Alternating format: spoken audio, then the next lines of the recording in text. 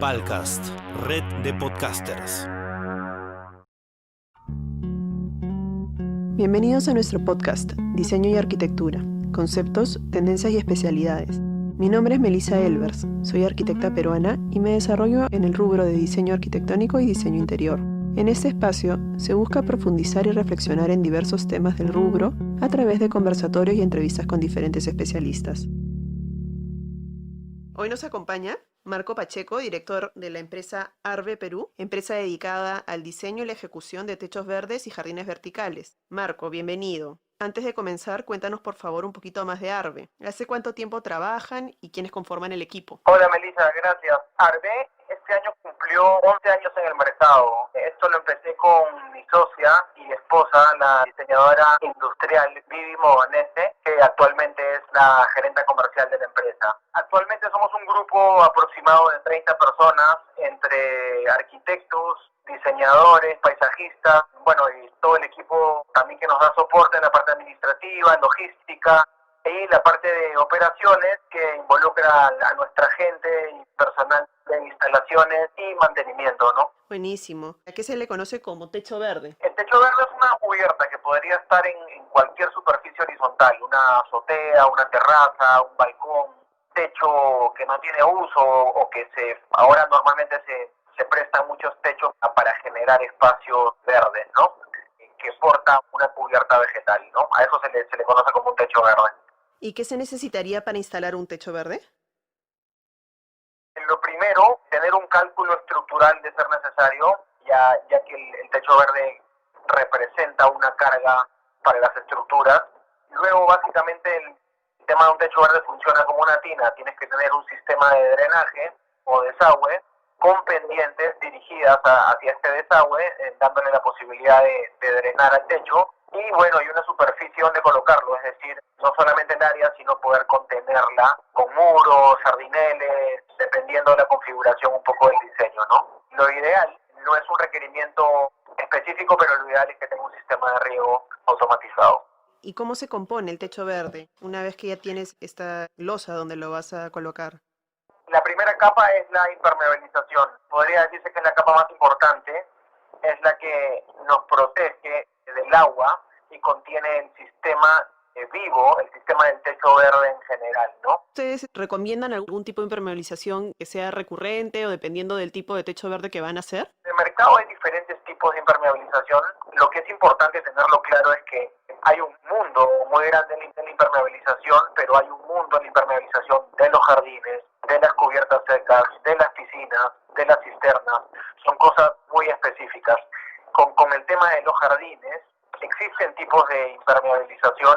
Hay impermeabilizaciones líquidas, hay impermeabilizaciones con mantas, y un poco van evolucionando según la tecnología va evolucionando. Van cambiando componentes propios de la elaboración de estos productos por cosas, digamos, cada vez más amigables con el medio ambiente, ¿no? Para el tema de la generación de las propias membranas. Hay muchas, como te digo, nosotros utilizamos un sistema de monocapas y bicapas. Lo importante en la impermeabilización, uno, es la procedencia, claro, el material de la impermeabilización, pero lo segundo, tan importante como eso, es la instalación. Es decir, no es compatible tener la mejor impermeabilización del mundo como material y una mala instalación, ¿no? Me imagino que debe haber un proceso y también una prueba, ¿no? Al terminar la impermeabilización, en especial acá, que tienes un riego constante, ¿no? Así es. Normalmente que no llueve, los techos son planos, entonces siempre un requerimiento generar las pendientes hacia los techos. Como no llueve, no nos damos cuenta de qué tan poderosa puede ser una fisura y agua filtrando, pero en lugares donde llueve esto sería mucho más evidente, ¿no? Ese sería el primer componente, ¿no? La impermeabilización. El segundo componente... La capa drenante y la capa de retención. La capa drenante se coloca encima de un techo que ya está probado de la impermeabilización. Se ha probado, digamos, con una prueba de estanqueidad que el techo no tiene fisuras, luego ese techo se desagua y se pone la capa drenante. La capa drenante lo que va a hacer es el mismo efecto que haría antiguamente una capa de piedra. No se usa más la capa de piedra lógicamente por el peso. Ahora pues con una capa drenante puedes solamente sobrecargar, digamos que 1 kilo el metro cuadrado de área. Y hay también en el mercado muchos tipos de capas drenantes. La función de esta es separar la impermeabilización del sustrato. Entonces funciona en la compresión.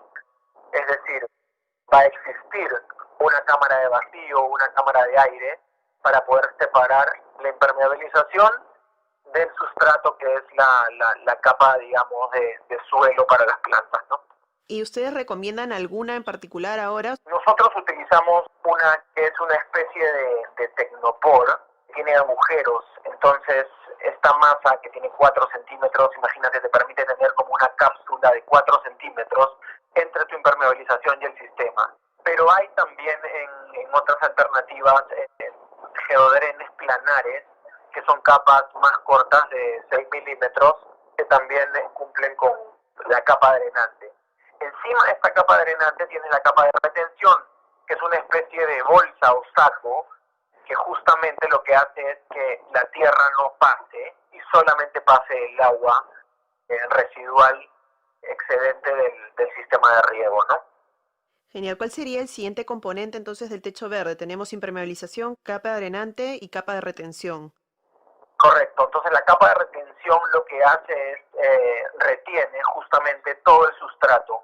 El sustrato es la mezcla de componentes del suelo preparado. A eso lo conocemos como sustrato. Lo que hace esta capa de retención es, digamos, mantenerlo alejado y permite que no se lave el sustrato a través del drenaje. Esta mezcla sería la tierra con material de abono, con material fertilizante. Así es, puede ser mezcla de compuestos orgánicos e inorgánicos, dependiendo de la vegetación. Y si tiene, digamos, tierra de chacra, puede tener musgo, puede tener guano de caballo, puede tener cascarilla de arroz y algunos compuestos inorgánicos como la perlita. Sirve para, digamos, son retenedores de humedad y que le generan al suelo aireación y le restan peso, ¿no? Teniendo en cuenta que normalmente los techos verdes van dirigidos pues a estructuras dentro de edificaciones.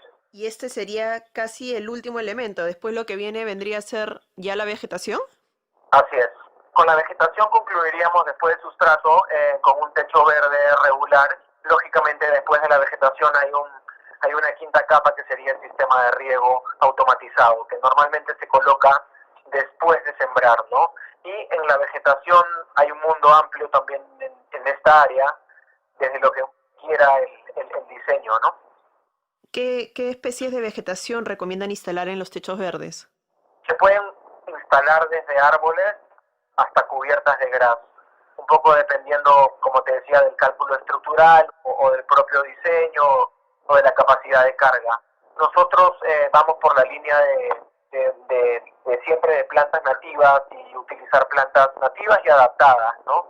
Y para Lima, plantas con poco requerimiento de agua, plantas como son las suculentas, cactáceas, pero también se pueden utilizar otras plantas, herbáceas, gramíneas. Genial. Me ha llamado la atención las plantas justo gramíneas que mencionas. Utilizamos y nos gustan mucho, uno, porque se adaptan perfecto inclusive a climas costeños como más climas de sierra, es decir, soportan y lo que normalmente las plantas sufren más es con el viento. Entonces estas plantas funcionan muy bien con el viento, le generan movimiento a las áreas verdes, ¿no? Y hay varias gramíneas, pueden utilizar los penicetum, que hay en rojo, hay en verde, hay otras que se llaman carex, hay otras que se llaman fesucas, que son plantas que se adaptan muy bien, ¿no? Al sol directo y a la playa y a estar en zonas también súper secas y requieren poca agua.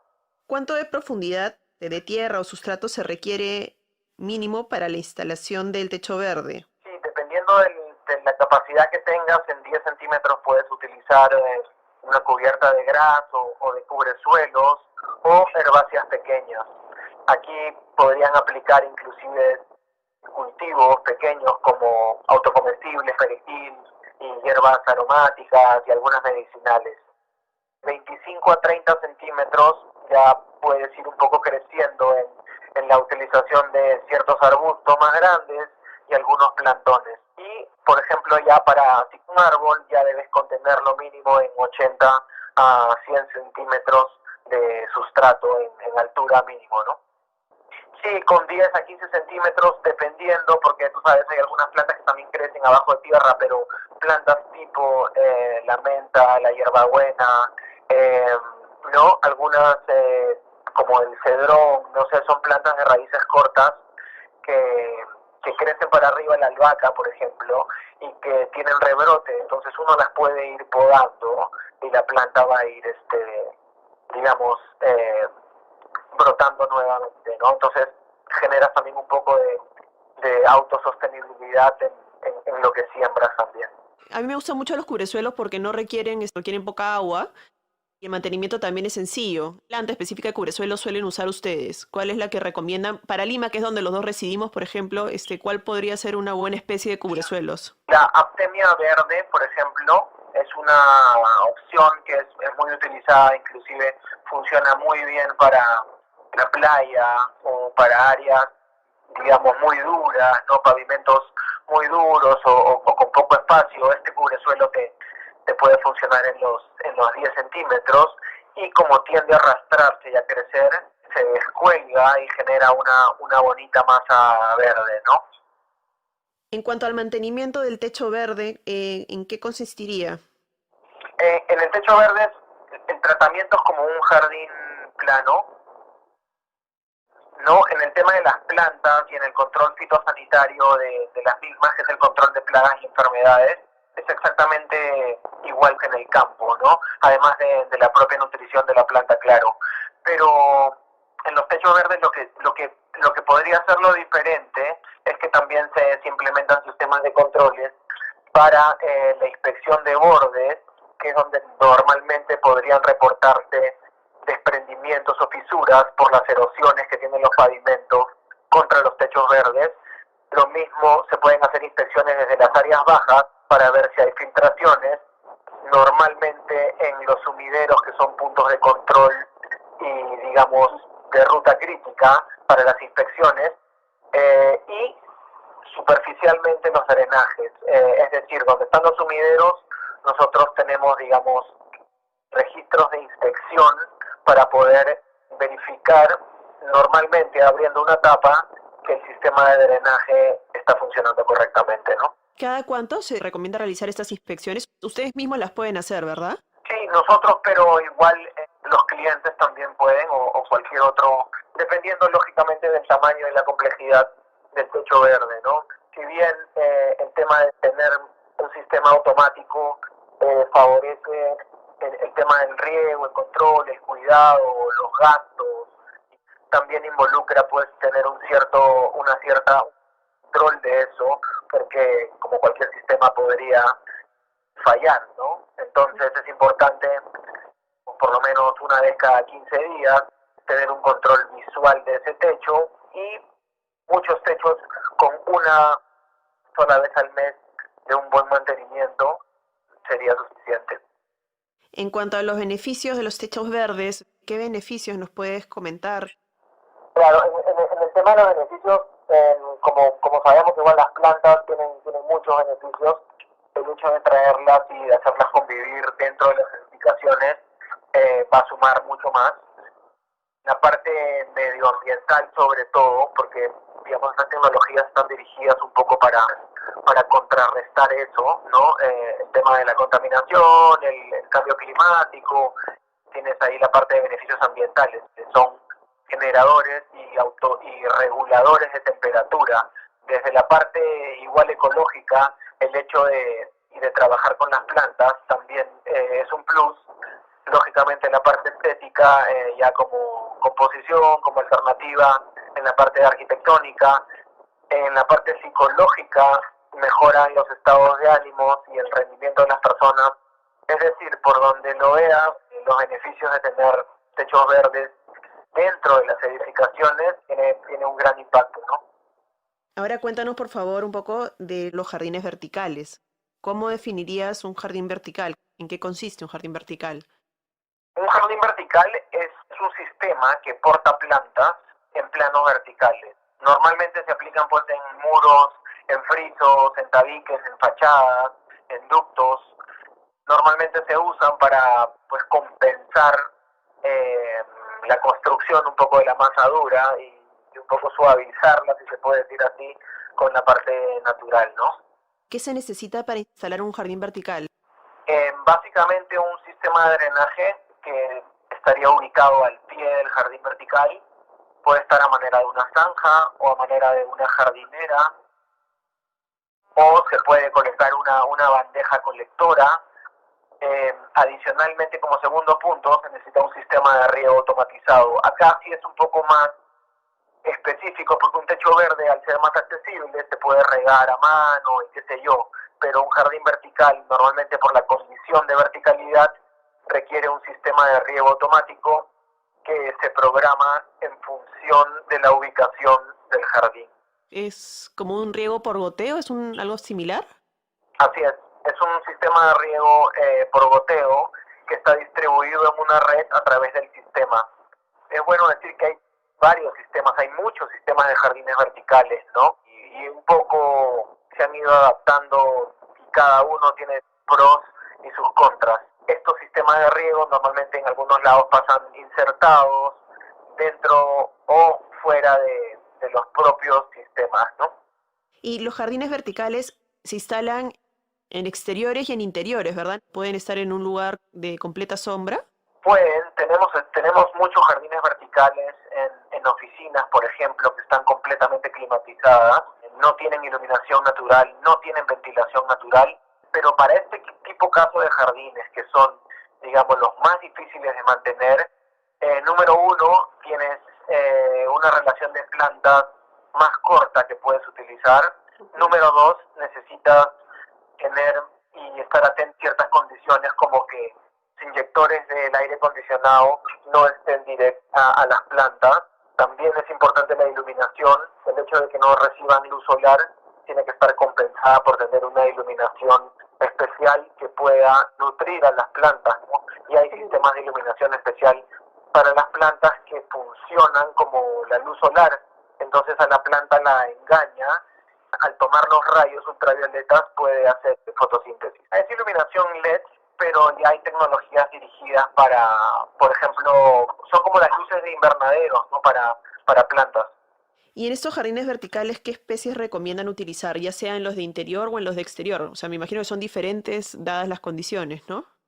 Así es, dependiendo de la ubicación y de la exposición a la luz, se diseñan los jardines, ¿no? Trabajamos con más de 250 plantas que se pueden utilizar en jardines verticales, y de hecho en nuestra filosofía siempre estamos tratando de probar cosas nuevas y de ver qué tal se adaptan a los sistemas verticales, ¿no? Y el mantenimiento del jardín vertical, ¿cómo se realiza? ¿Qué se requiere para mantenerlo? La verticalidad de los jardines obliga a resolver los mantenimientos de diferentes formas. Pueden utilizar plataformas suspendidas, por ejemplo, para fachadas de edificios donde tiene jardines muy altos. Se pueden utilizar elevadores mecánicos o canastillas que te llevan a una sola persona directamente a solucionar algo puntual, pero fuera de un control que lo puedas resolver con una escalera. Puedes también utilizar andamios tipo torre, elevadores, sillas suspendidas. Es decir, hay varias formas de poder resolver la verticalidad de un jardín. Toda la parte de nutrición y de cuidado de las plantas se da a través de la inyección del riego y a través de estar frontalmente a la planta aplicando un abonamiento foliar. Por eso es importante acceder al 100% del área de los jardines, resolver eso antes del diseño, digamos, ¿no? Tener previsto de antemano de qué manera lo van a mantener, en el caso en especial de ser jardines que sean muy, muy altos, ¿no? Muy, muy grandes. Exacto. Es completamente necesario poder acceder al 100% de los jardines en algún momento, porque imagínate que se te pueda obstruir un gotero. Entonces, para limpiar ese gotero tienes que poder llegar y que no sea pues algo casi inalcanzable, ¿no? ¿Qué es lo que más les ha funcionado a ustedes en jardines verticales altos? Porque sí he visto que ustedes tienen unos proyectos lindos, hermosos, de fachadas enteras cubiertas por jardines verdes.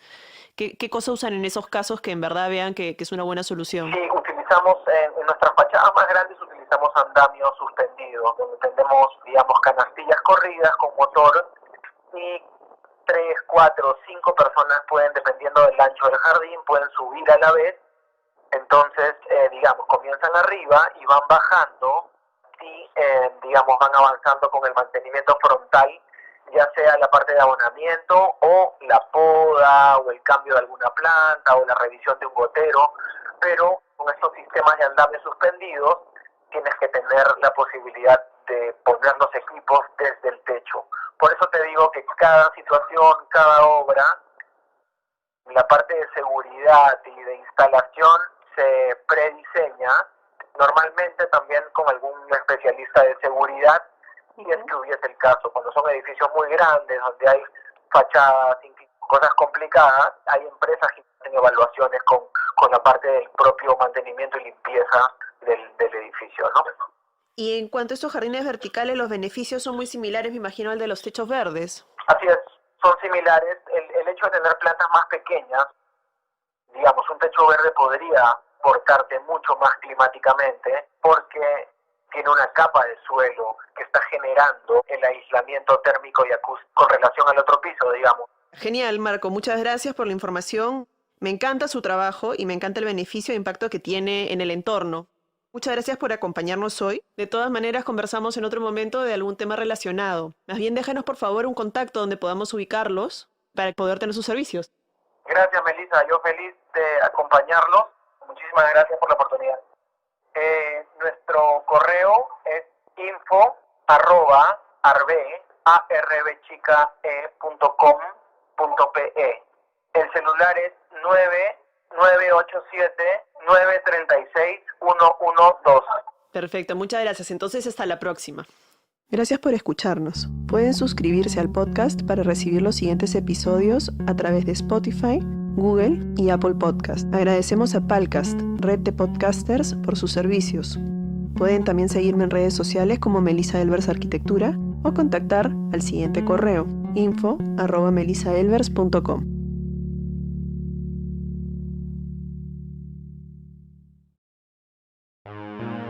Palcast, red de podcasters.